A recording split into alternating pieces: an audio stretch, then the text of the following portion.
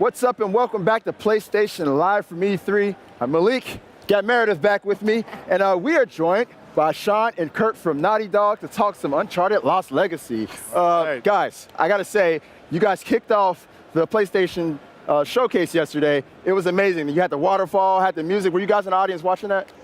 Yeah, it was awesome. We were there. Incredible. I was worried that people wouldn't think that the waterfall was real because it was cool. We saw it in rehearsal. It was like the symbols and everything in there. Yeah, right. And then it was followed by an epic Uncharted Lost Legacy trailer. And we got to see a lot more of the dynamic between Chloe and Nadine going throughout the story. So I want to talk a little about that dynamic that was between them. How was it kind of crafting this game? Same dynamic. The same dynamic you two have? I kind of imagined it. I can kind of see it, you know? It's there. But how was that, you know, kind of building this dynamic between these two characters?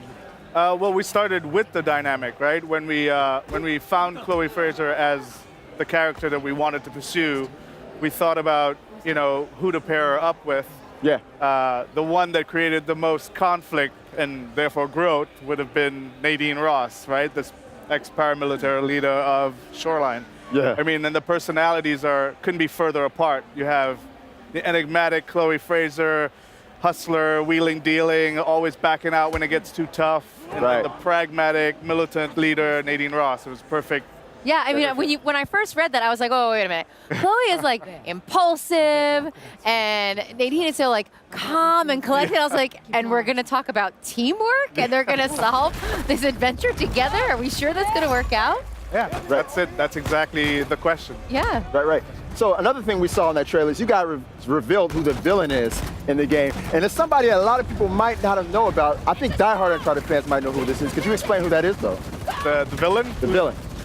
Well, the villain's Asav. Asav is this insurgent leader who's basically, you know, creating turmoil in India right now. And he also has entitlement to these lands, at least he thinks he does. There's two factions of the old empire, the old kings and the new king, which was a more progressive king. And Usman, who plays the character Asav, he's an amazing actor, did a really good job of bringing Asav to life, which is he believes in the old king. He believes in the purification of this establishment and wanting to gain back these lands for himself. Right. These zealots, man, I swear, they just want everything to be their way. Right. All right, so, and that eventually forces Chloe and Nadine to join forces, if I'm not mistaken, right? Yeah, well, they're after the Tusk of Ganesh, which is, you know, we always base our Uncharted on some seed of, you know, history. So the Hoysala Empire, which is a real thing, and we Unchartedify, you know, the ruins and bring a little, you know, there's like such a rich cultural history in India, and we blow it up to, you know, to 11, you know, these giant statues of Ganesh that you see in the trailer, and so the setting just is, everything Uncharted is there, and we have, you know, the Jeep is back. Chloe's the best driver in the business, so she's there, and we're pushing on exploration a little more in this game, kind of evolving it from the past games and just providing more player choice throughout. And nice. Yeah. Other than the statues of Ganesh, are you guys going to get into any Hindu mythology, given like the vastness of that situation? Well, these are archaeological sites. I have to say this, right? Because that's true. These are ruins of the great Hoysala Empire, right? And we did a lot of research to ensure that we, you know, respect the religion. There are thousands of people, hundreds of thousands of people, if not millions, that still practice Hinduism avidly daily. So we wanted to approach this thing with respect, reverence, but at the same time in context of a game. So a lot of these archaeological sites are based on the Hoysala people and their empire. And the story of the Tusk of the Ganesh and how he lost his tusk, which they talk about in the trailer, that kind of thread, that is like from a real text in Hinduism. So there's like, we've taken it and made it as the base of our story. Yeah. Right. I really like how you guys always dig into the intricate history of these settings and of these cultures before you implement them into the games. It's always astounding to me. So I want to talk a little bit about the fact that this is the first Uncharted expansion, standalone expansion in history. You guys have never really done anything like this. What led you to this point right here? Well, we explored many storylines. After we finished the Nathan Drake story, Right. we were done with Nathan Drake. We were done. We were done. Oh. We wrapped it up. It Killed was my on boyfriend. it. Broke her heart, Right. man. My boyfriend's gone. It's fine. No, I'm very excited for this one. Yeah, well, we explored many different, because we have such a vast cast to pull from. We went down a few different storylines. We went through the Sullivan storyline. Even Cutter came back up. Yeah. And we were messing We were around. talking about that.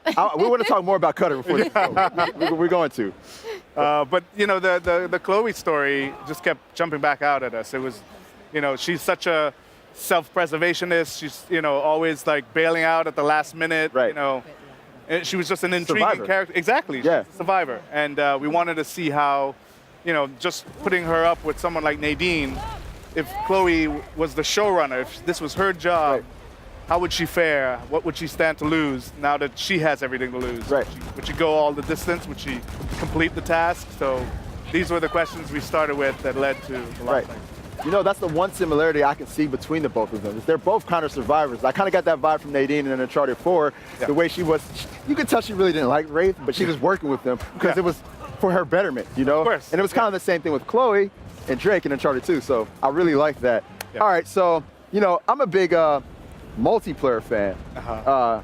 Kurt, you know this. You know this more than anybody. I love the Uncharted multiplayer. Will there be any tie-ins of any sort from the game? So yeah, so Lost Legacy comes with the entire multiplayer suite of Uncharted. We're kind of unifying the multiplayer. So both Uncharted 4 and Lost Legacy have the same multiplayer. So you get everything with all the DLCs released, all the survival mode, the co-op, and then yeah. So all the DLC they've done, and then we're gonna have some Lost Legacy content in the future that we'll be talking about soon. That is so great. How was it kind of taking this different path as far as narrative goes? You know, you had this wisecracking, very clever, witty Nathan Drake, and now you have like a completely different personality in the driver's seat. How was it kind of changing gears on that? I mean, we built the game around Chloe. So, Yeah. you know, the tone of the game reflects her state of mind and where she goes, the arc that we're going to be pushing. It's a little grounded, a little more grounded, maybe even darker at times, but it's still fun, still has that sense of wonder and Chloe adventure. in the end is a fun character. Yes. Yeah. Right. That's why we like her. Yes. So she fits the Uncharted, you know, the main character being a fun character is an Uncharted thing. So Right. it fits right in. Now, I got to ask, since Chloe is there, does that mean there's going to be a lot more driving in this one? Because I got to say, in Uncharted 4, I didn't do so well with those driving scenes. We there's driving. There's more driving. That was good. Driving. You really don't like driving sequences. So I know I this. do know not like this. driving sequences. You guys are trolling Meredith. There's parts. Yeah, we're trying to provide a lot of different options to the player. So yeah, there's parts where you drive, but there's also a lot of encounters you can engage or not engage with. We have a lot more stealth options and Nice. silence weapons, and the lock picking is a Silence weapons, that's kind of new, right? yeah. So yeah, you can lock pick Picking and is new as well. Nice. Open a That's crate. cool. Yeah. So It's literally the sum of all our Uncharted. We're building on the foundations that we have and known all throughout Uncharted. We have big set pieces. We climb and traverse like enormous statues and ruins of ancient civilization. So the sense of wonder is there. We also went back to the scale factor that people loved of the old Uncharted as well. Yeah. So. Right. there's a lot of puzzles too. Gotta have puzzles. We gotta have without those. puzzles. You gotta have those. All right, I got one more quick question, because at the end of Uncharted 4, I was asking myself, where's Chloe at? And now she's here. So now my question is, where's Charlie? Where's Cutter? Charlie. Yes, Oh, Charlie Charlie Cutter. Cutter. Where's Charlie Cutter? I love Charlie So Cutter. you gonna make maybe a little appearance? I mean, I know they had a little something going in Uncharted 3, so All any the chance? conspiracy theories right over here. I would say that this story is about Nadine and Chloe, Okay, all right. but you never know, right? In another life. Maybe, yes. Well, I'm glad you guys at least mentioned him in Uncharted 4. That felt good. That felt good. Well, anyways, thank you very much, Sean and Kurt, for your time, and Meredith for joining us. Absolutely. And Thank on you. that note, we're going to go ahead and get ready for our next segment. We've got lots more coming here to PlayStation Live from E3, so stay tuned. PlayStation